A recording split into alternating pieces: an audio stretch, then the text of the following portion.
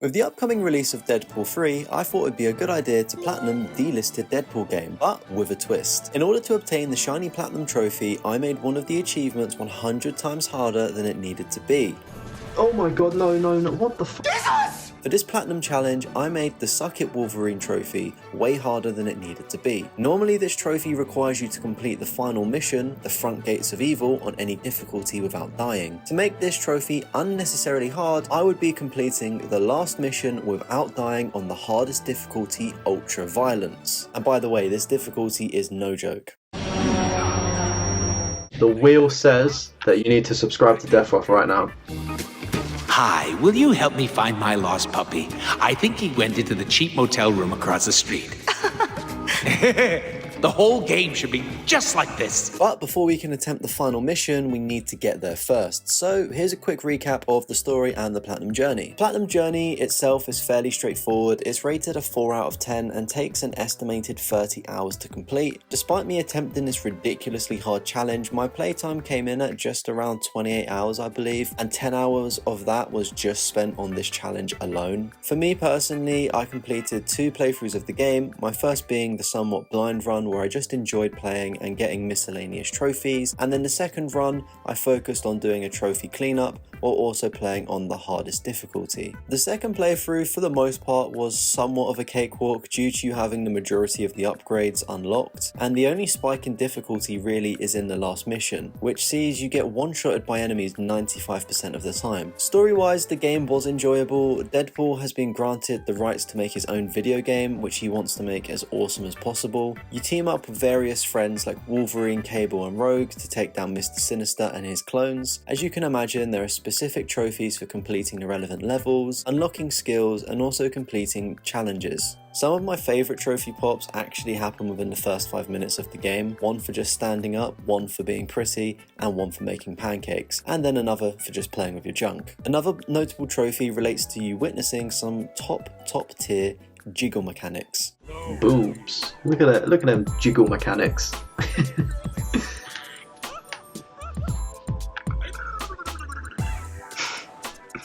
Okay, so with the Platinum Journey and the story outlined with such great detail, let's move on to the real reason why you've clicked on this video, the Platinum Challenge. As mentioned at the start, I'll be attempting to complete the final mission on the hardest difficulty without dying. This did prove to be problematic in places, and by places I mean the majority of the mission. I broke this mission into 2 stages. Stage 1 being the platforming and the floating stairs. Stage 2 being the arena area where you battle waves of enemies, and then Stage 3 being the final segment where you have 2 separate boss fights back to back.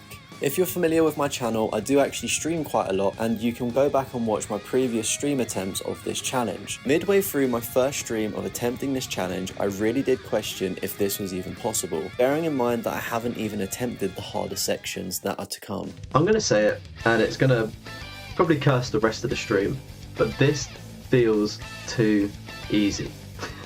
A few moments later. Oh my god!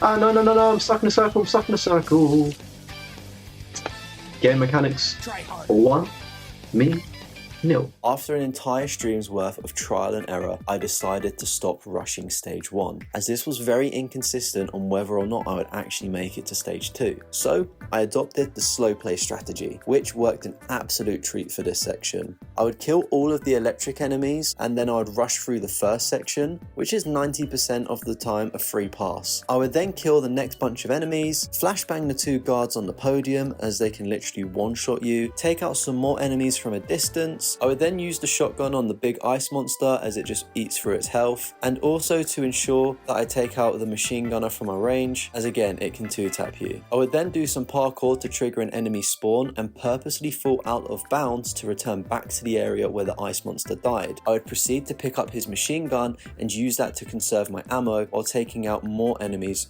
from distance. The trickier bit of this stage has to be the stairs area. In my optimal runs, it was key to keep my distance from the machine gunners as they would instantly mow me down. I would bait some enemies from the upper podium, causing them to filter down one at a time and make it more easy to take them out. I would then also put trip mines or traps down as well, just to pick up a few extra kills if I wanted to conserve ammo. And then finally, before making it to stage 2, I would snipe the enemies with weapons before jumping up to stage 2. Before figuring out this optimal run for stage 1, I'd be spending around 30 to 40 minutes worth of attempts before even reaching stage 2 if I was that lucky. Eventually, when I did get to stage 2, due to the lack of practice in this area, I would instantly die, meaning that it wasn't as disheartening if I did die in stage 2. Stage 2 has quite the learning curve. Right off the bat, these large enemies would pretty much stun lock me and also one-shot me as well. I discovered that the SMG was super effective against these, so I'd run around shooting while also dodging their ranged attacks. The next section can be considered the easiest, as you have to battle waves of weaker enemies. Well, not really weak, but they're not bosses at least, or special enemies just yet, so it's a tad easier. Getting through this section would take some time due to there being lots of enemies, but with patience you can see it through. We're now in a constant state of squeaky bum time. Hey, try harder. After working your way through the initial waves, you have 2 big chunguses spawn in with machine gun enemies. All of these can one-shot you if you are unlucky, as I learned. For some reason, I thought it'd be smart to use a machine gun weapon dropped by a previous ice monster in this stage, but that was not the strat, as I had no mobility. The key to beating this section swiftly is targeting the machine gunners first. By putting some mines down on the stairs, this will take care of them, meaning that you can use the shotgun on the ice monster to turn them into sludge pretty quickly. Next up was the final wave of stage 2, which had purple enemies spawn in which would blow up if they got to a close proximity of you. A couple of blasts and you were finito, as I found out multiple times. Some of these guys did sneak up on me, ending my runs, which was quite disheartening as this was the furthest I'd got at this point. The strategy for these purple enemies is to keep the SMG out and head up to the stairs, which is an open space. On my unsuccessful runs, I was staying static in tight spaces, which clearly wasn't good. After you defeat the purple enemies, you'll be bombarded with multiple different types of enemies, which if unlucky enough can one-shot you, as I found out.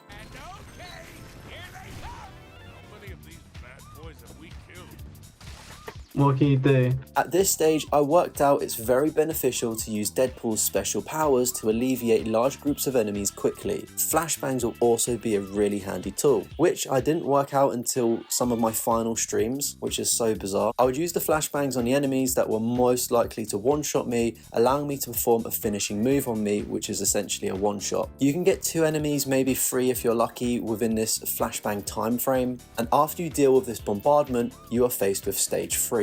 The bosses. Calm down, let's not let your heart.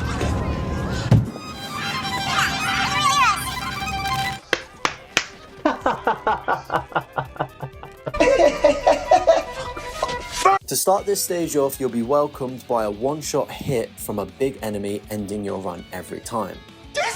As this was the furthest I had gotten, I used this as an opportunity to quickly practice these bosses and start working out some techniques. Oddly enough, after my death, I would clear this section first time. I then returned back to the challenge run and a pattern began to emerge. Every time I started the stage 3 boss fight, I would get one-shotted instantly, but then I wouldn't get one-shotted in the next attempt after the original death. I almost ruled this challenge out again for being impossible until I discovered you need to be very precise in the way that you dodge the first hit from the enemy. By a combination of dodging and jumping forward, you have a better chance of not being hit. With that out of the way, I could work on my technique. If you stun the big enemy by dodging at the right time, it will allow you to damage it pretty easily. The only issue being the female enemy also being present. But if you can get both enemies lined up close together, you can utilize one of Deadpool's skills to make light work of them. As this sometimes wasn't always guaranteed getting them both at the same time, you can also make quick work of the female enemy with an SMG. It's kind of a situational as this happens, so you need to be thinking on your feet constantly, and the enemy movements are always going to be different. The next fella to spawn in is quite scary.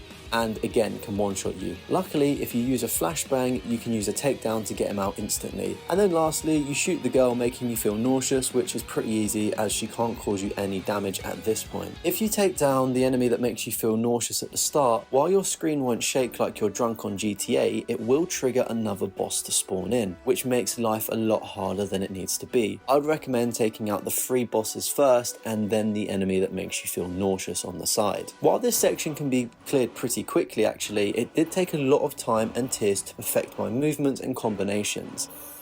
Right, here we go.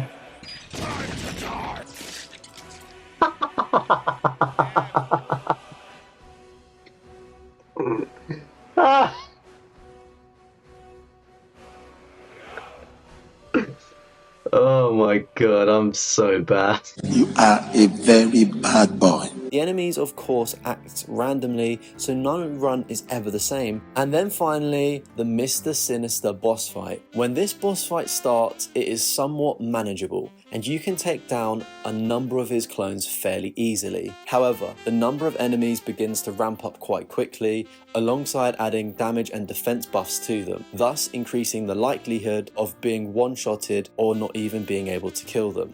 Sometimes if you're unlucky enough to get too close to them, you'll get put into a stun lock by the electric move and then killed instantly. Heartbreaking stuff. With using my past experiences, utilising all of my equipment, and the special moves proved to be vital here. Flashbangs are very useful to give you some time to recover and slow down the intense battle. I then managed to get the last couple of enemies, and then this happened. No.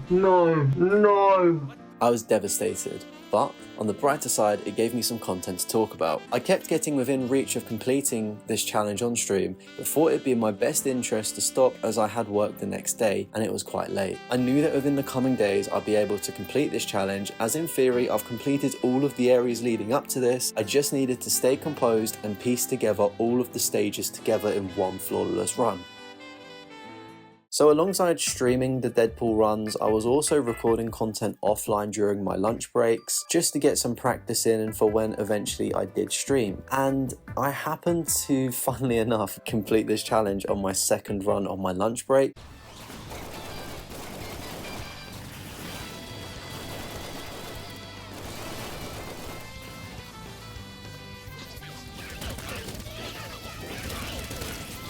Nobody puts Deadpool in a corner. I've just taken a huge fucking gamble and it's worked, no way. Oh my god, I can't believe it. I had no ammo, I didn't even know that was going to work. Yes! Suck you, Wolverine! Yes! Okay, you can sell the game now. Platinum unlocked. Oh my word. I can't believe it. This sucks that this isn't on stream. I was just doing offline practice runs. Fucking hell. Oh my god. Oh my god. Oh my fucking god, I can't believe it. Let's go. That is the Deadpool No Death run on the Ultra Violence, so the hardest difficulty ever, just completed. Oh my goodness. Oh my word. That last section, man, when they all had like the armor buff as well. Oh fuck. Oh, I can't believe it. Rest assured that I did actually record all of the footage, so there's proof of me doing it, and I will be inserting some clips to prove that, you know, it is a legit run. If you are a member of the channel as well, I will be uploading the full sort of raw footage of gameplay just for you to watch back. And there's also all of the streams on my channel available to view as well if you did want to watch them and watch the pain that I endured for over 10 hours. To prove there, like, that we were on the hardest difficulty, when you sort of go back into the game, sort of it remembers your previous difficulty, so that's just like further clarification. With all of that said, thank you so much for tuning in to this Platinum Challenge video. I hope you've really enjoyed this new format as well. Hopefully you've enjoyed watching Deadpool 3 if it's out yet, and if it's not out by the time you're watching this video, I hope you're looking forward to viewing that film in the cinemas. But with all of that said, I've been Deathroff, and thank you so much for tuning into this video today. Make sure to drop a like and also subscribe if you're new around here. We're constantly streaming on the channel. You can check my Twitter for my stream schedule, and also turn on the notifications so you never miss a live stream. All the best, and I'll see you on the next one.